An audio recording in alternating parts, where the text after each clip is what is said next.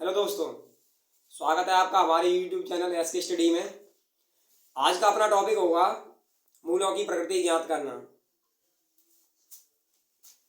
तो देखिए, द्विघात समीकरण दिया हुआ है 2x वर्ग माइनस के 3x प्लस के 5 बराबर 0। इस द्विघात समीकरण के मूलों की प्रकृति ज्ञात करनी है। तो मूलों की प्रकृति ज्ञात करने के लिए सबसे पहले हम द्विघात समीकरण जो दिया हुआ है उसकी तुलना द्विघात समीकरण के व्यापक रूप से करेंगे, जिससे हमें ए, बी और सी के मान प्राप्त हो जाएंगे। देखिए, हल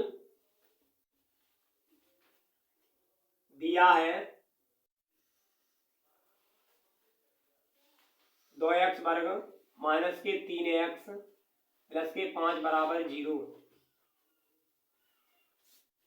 दिए गए समीकरण की तुलना ax वर्ग प्लस bx प्लस c बराबर 0 से करने पर क्या तुलना करते हैं। तो x वर्ग के x वर्ग से करने पर a बराबर a का मान आ जाएगा 2, b का मान आ जाएगा माइनस के 3 और c का मान आ जाएगा प्लस के 5।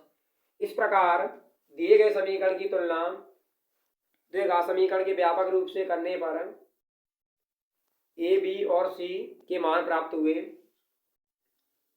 आगे सवाल को देखते हैं।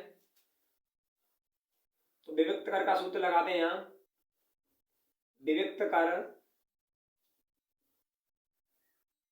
का सूत्र होता है डी बराबर बी वर्ग माइनस के 4ac।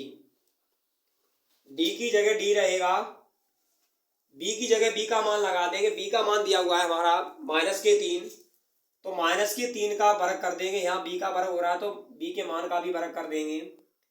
4 अपनी जगह पर रहेगा। सभी संख्याएं गुणा में रखी हुई हैं। ए का मान 2 दिया हुआ है, सी का मान 5 दिया हुआ है। डी बराबर यहाँ देखते हैं कि माइनस के 3 का वर्ग करने पर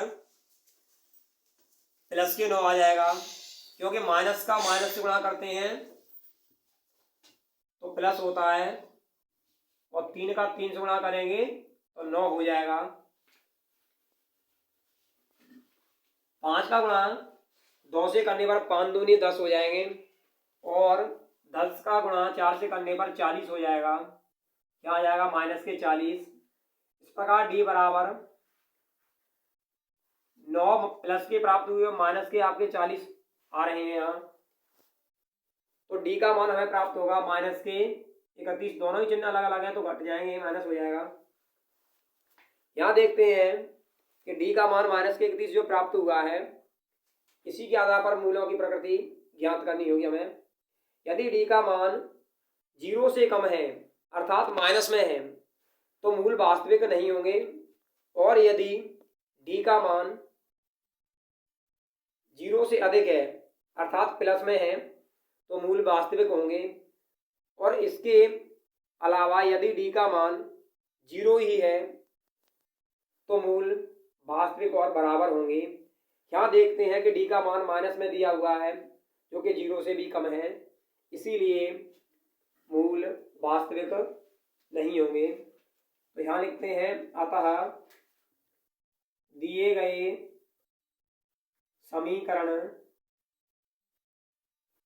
के